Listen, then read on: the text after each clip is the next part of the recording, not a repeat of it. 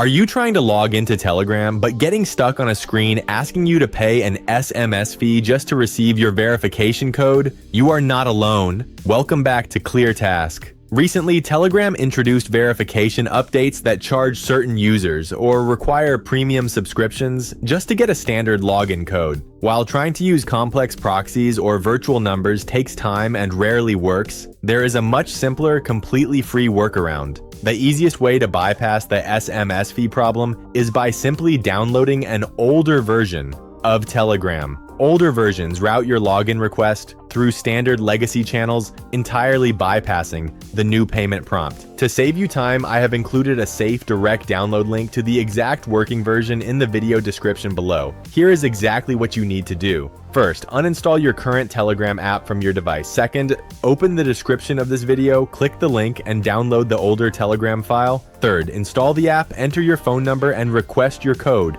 You will receive your SMS instantly, completely free of charge. Once you are successfully logged in, you can safely update Telegram from the App Store without losing your session. If this quick fix solved your problem, please give this video a thumbs up, leave a comment below, and subscribe to ClearTask for more direct, no-nonsense tutorials. Thanks for watching.